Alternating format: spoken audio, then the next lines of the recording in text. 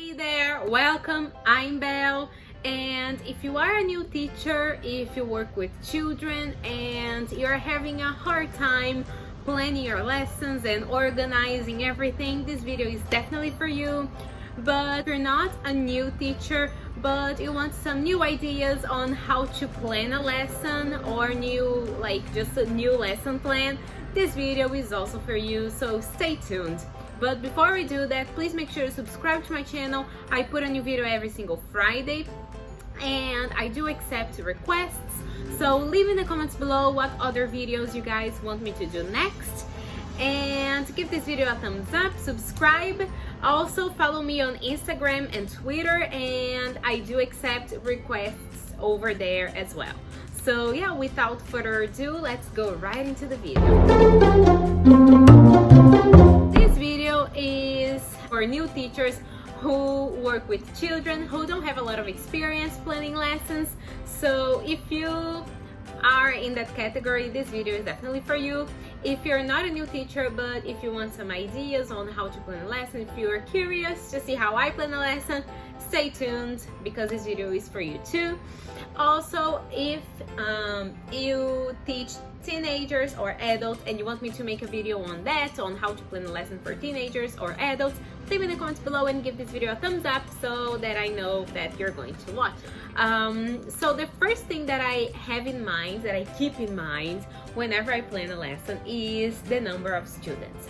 I always write down the number of students because sometimes you have a small group and you plan a lesson one way, and other times you have a huge group and you have to completely change your lesson, and that's something to always keep in mind. For example, one semester you can have a group and the next semester you can have the exact same group, but they have two completely different profiles. So that's definitely something to keep in mind.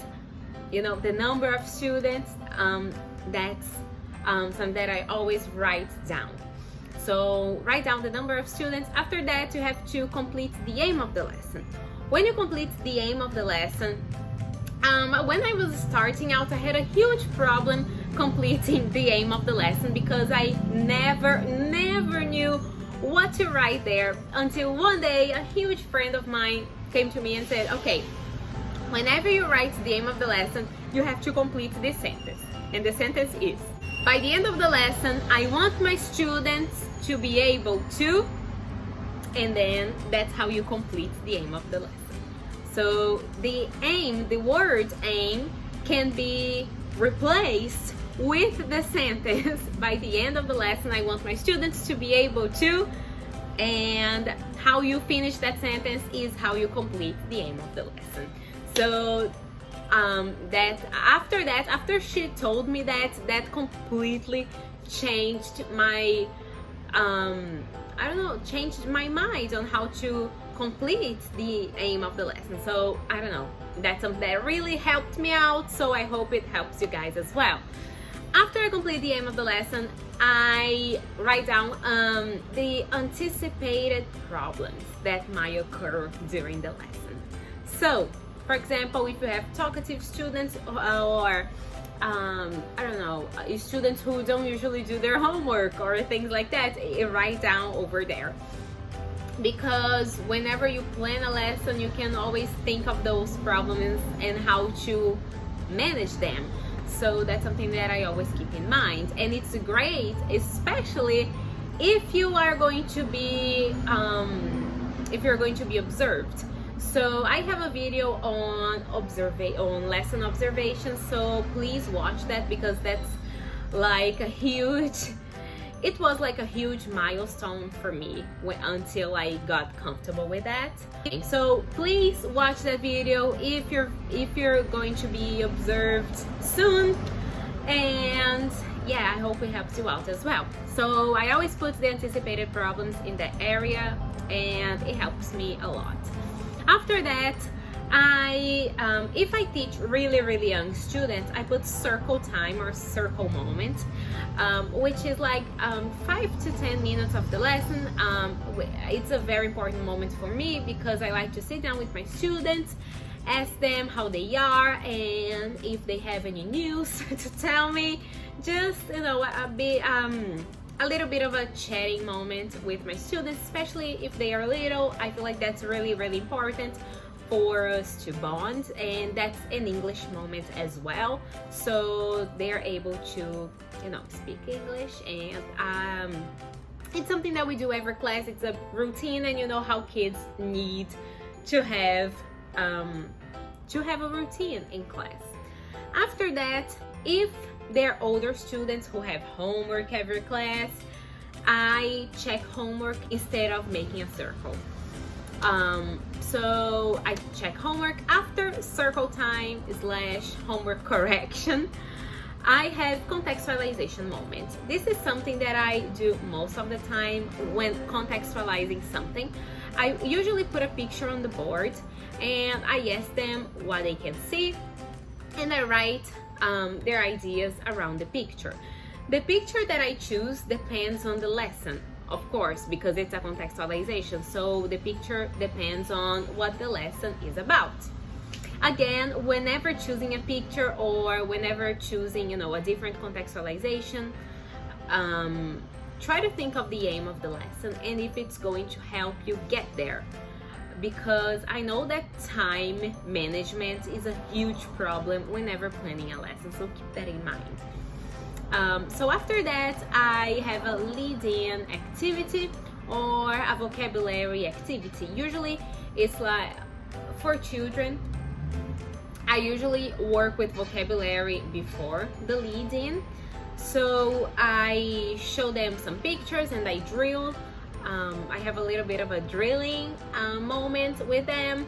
If you want me to make a video on how to drill with children and repetition activities,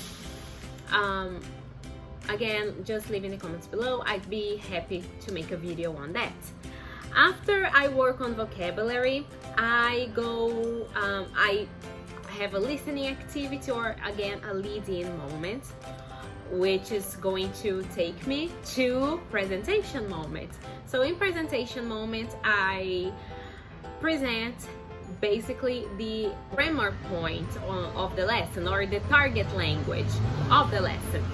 So during presentation, I like to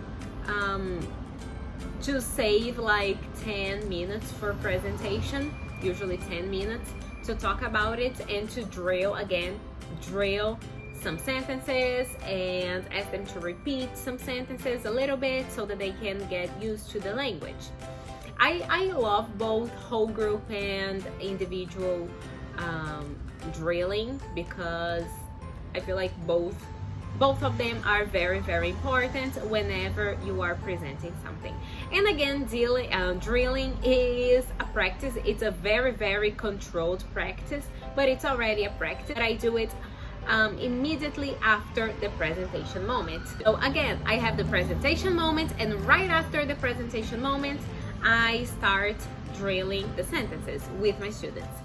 After we have this drilling moment, I love to have like a sink-in activity, because during sink-in activities is when the students have the questions. Is when, you know, they raise their hands and they ask me questions, and I absolutely love it because it's when they are connecting the dots in their minds.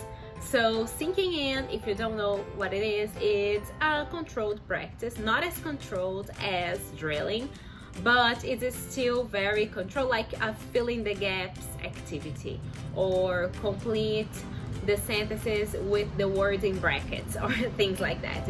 That's a sinking in moment, and it's a controlled practice, but it's very necessary because children need to, you know, connect their dots in their minds. So that's something that I always plan as well.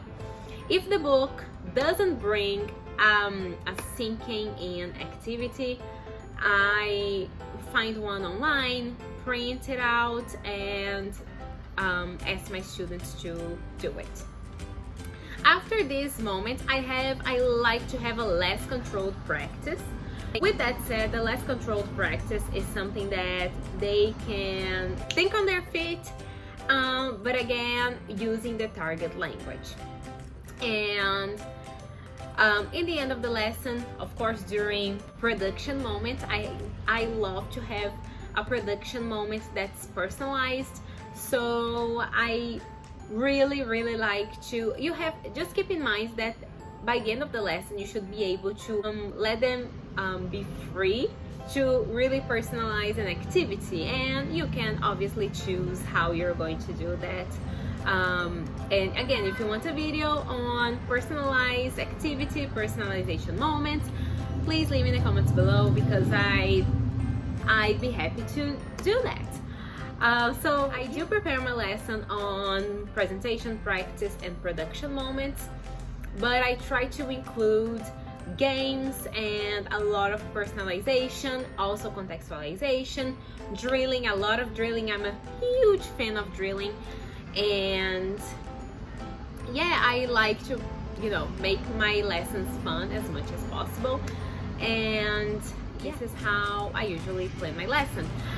Before I go, I just want to say that with children, as we're talking about how to plan a lesson for children, with children, I also have whenever you are planning like a practice activity, keep in mind that sometimes practice activities, they are different. For example, if you teach like 4-year-olds who don't write yet, you have to think of course, oral activities. All of them have to be oral. So you have to put a lot of oral activities, shorter activities, because the younger the kids are, the shorter their attention span is. So you need to put shorter activities, and you need to keep in mind that they need to connecting their dots in their minds. So in the preparation stage, for really very young learners, it needs to be recognition first. So during the preparation stage, focus on recognition first. When they are when they're able to really recognize things very easily, you go to like a freer practice moment, because they need to recognize first. Of course, if they can't recognize, they won't be able to say it freely. So that's something you should always keep in mind, especially with very young learners. So that's something that's very different from teenagers and adults, of course. That's why I decided to make this video especially for kids. And if you want to see more videos on lesson plans, leave in the comments below. Click the bell so you receive a notification every time I post a video. Give this video a thumbs up. And don't forget to subscribe, share this video with your with the other teachers you know. And I see you next Friday for a brand new video. Bye!